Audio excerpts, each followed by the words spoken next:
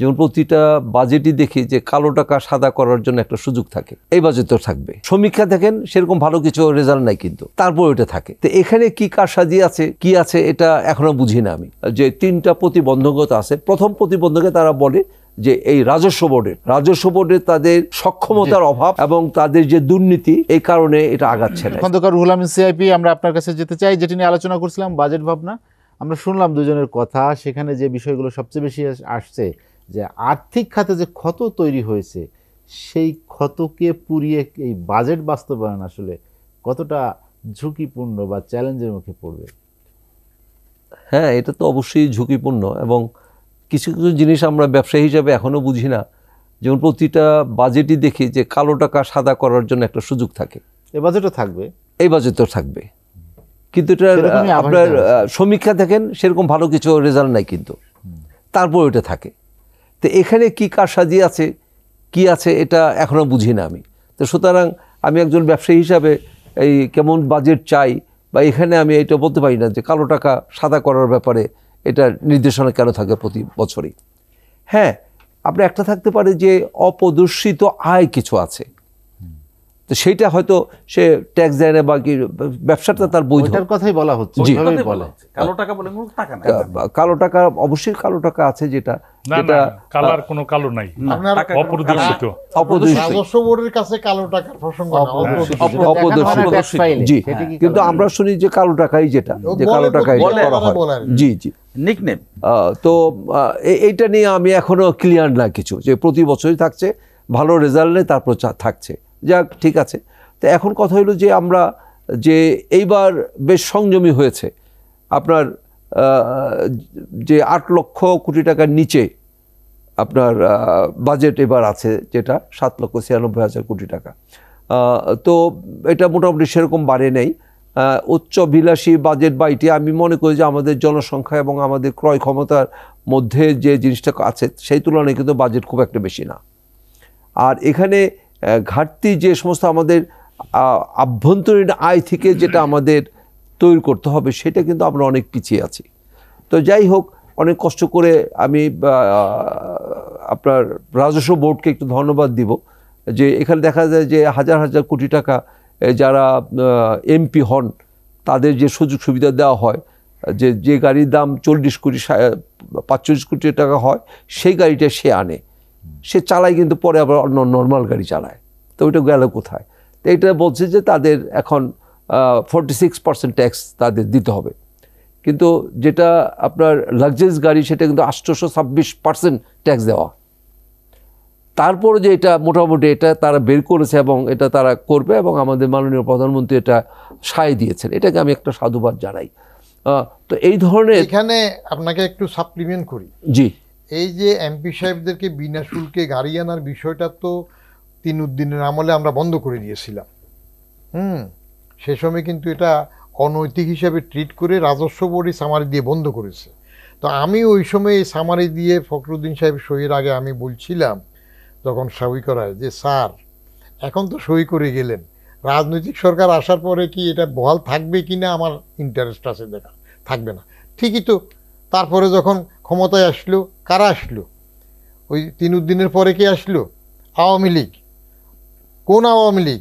যারা বলল তিনুদ্দিন ক্ষমতা আসছে তাদের আন্দোলনের ফসল, তারা এসে আবার এটা করে দিল। তো রাজনৈতিক নেতৃত্বই তো অনৈতিক করে তখন আবার এটা বহাল রাখে নাই। তখন বহাল রাখলে তো এখন আবার বন্ধ করার প্রশ্ন আসতো না।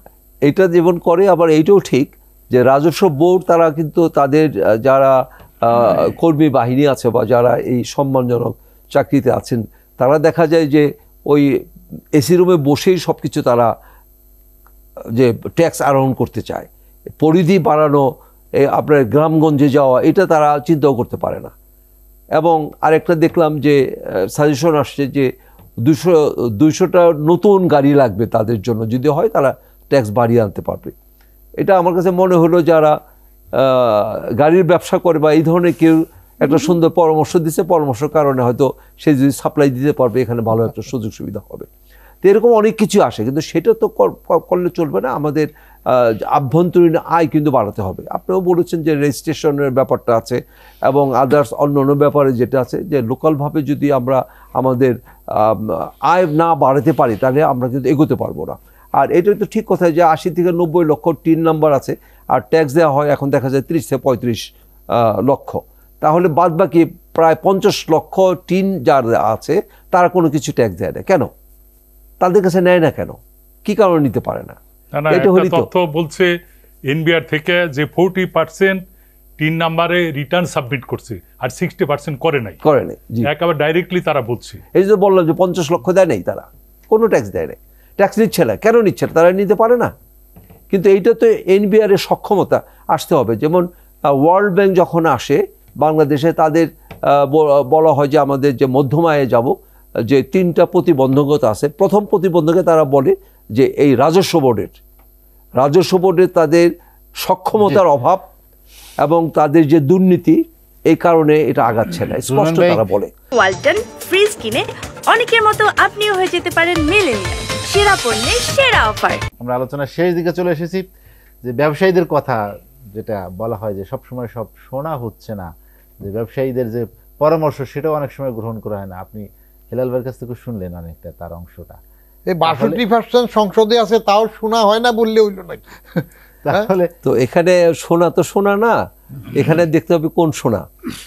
তো আমরা যে কথা বলি যে বাজেটের নিয়ে তো আজকে কথা, প্রকৃতপক্ষে এই অর্থমন্ত্রী সাহেব সুন্দরভাবে বলবেন এই 6 জুনে যে 72টা চেম্বার্স এবং 420টা যে অ্যাসোসিয়েশন আছে সবার সাথে কম বেশি আলোচনা করি এই বাজেট প্রণয়ন করা হয়েছে। মানে এটা গণমুখী বাজেট এবং সবাই সম্পৃক্ত। প্রকৃতপক্ষে এটা কিছুই না, ব্যবসায়িক বান্ধব বাজেট। কিন্তু প্রকৃতপক্ষে আমাদের সর্বোচ্চ ব্যবসায়ী সংগঠন এফবিসিসিআই এখান থেকে এসে বিভিন্ন যে সুপারিশমালা দেওয়া হয় তার 10%ও গ্রহণ করে না। জাতীয় রাজস্ব বোর্ড 10% গ্রহণ করে না।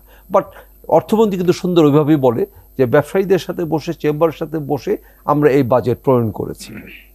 সুতরাং এইটা অ্যাকচুয়ালি আমাদের শুভঙ্করের ফাঁকি। এই শুভঙ্করের ফাঁকিতে বাঁচতে হলে আমাদের যে রাজনীতির নেতৃত্ব এটা সঠিক হতে হবে।